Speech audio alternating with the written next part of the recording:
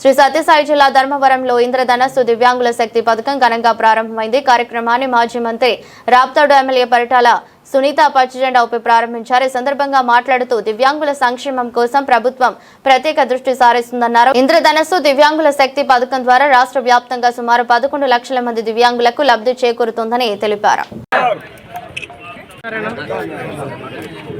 ముఖ్యమంత్రి చంద్రబాబు నాయుడు గారు, పవన్ కళ్యాణ్ గారు, అదేవిధంగా మన నరేంద్ర మోడీ గారు ఆదేశాల మేరకు కూటమి ప్రభుత్వం ఇంద్రధనస్సు పథకం అమలు చేశారు. ఈరోజు స్టార్ట్ చేశారు.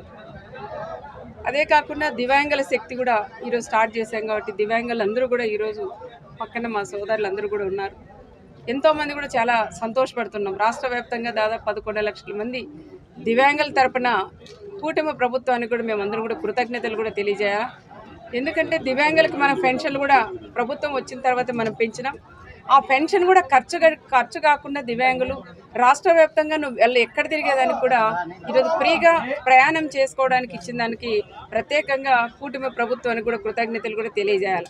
ఎప్పుడు కూడా మేము కూడా ఊహించుకోలేదు. స్త్రీ శక్తి అంటే మా మహిళలకి ఉచిత ప్రయాణం అనుకున్నాం. అది కూడా నియోజకవర్గాల వరకునే అనుకున్నాం. కానీ రాష్ట్ర వ్యాప్తంగా అది ప్రవేశపెట్టిన దానికి మాకు ఆ రోజు మహిళలందరూ కూడా ఎంతో సంతోషపడినాం. ఈరోజు దివ్యాంగులు కూడా ఏదో ఒక నియోజకవర్గం ఒక ఆ ప్లేస్ ఈ ప్లేస్ అనుకున్నారు. కానీ ఈరోజు రాష్ట్ర వ్యాప్తంగా దివ్యాంగులకు కూడా ప్రయాణం చేసే దానికి అవకాశం కూడా కల్పించారు.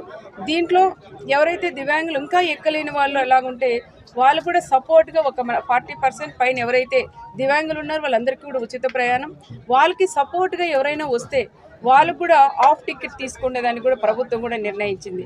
ఆ రకంగా ప్రతి ఒక్కరు కూడా ఈరోజు దీంట్లో లబ్ధి పొందొచ్చు. ముఖ్యంగా ఏమంటే దివ్యాంగులు కూడా ఎంతోమంది ఉద్యోగస్తులు కూడా ఉంటారు. వాళ్ళు కూడా ఉచిత ప్రయాణం, వాళ్ళకి వచ్చే జాబ్లో గవర్నమెంట్ శాలరీనే కాకుండా దీంట్లో కూడా ఎక్కువ ఛార్జ్కి కూడా ఎక్కువ ఖర్చు అయ్యేది. ఆ రకంగా కాకుండా వాళ్ళకు కూడా ఉద్యోగస్తులు ఎవరైతే ఉన్నారో దివ్యాంగులు వాళ్ళు కూడా ఫ్రీ ప్రయాణం ఈరోజు కలిగించిన దానికి ప్రత్యేకంగా కూటమి ప్రభుత్వానికి కూడా మేము ధన్యవాదాలు కూడా తెలియజేస్తూ థ్యాంక్ యూ సీఎం సార్.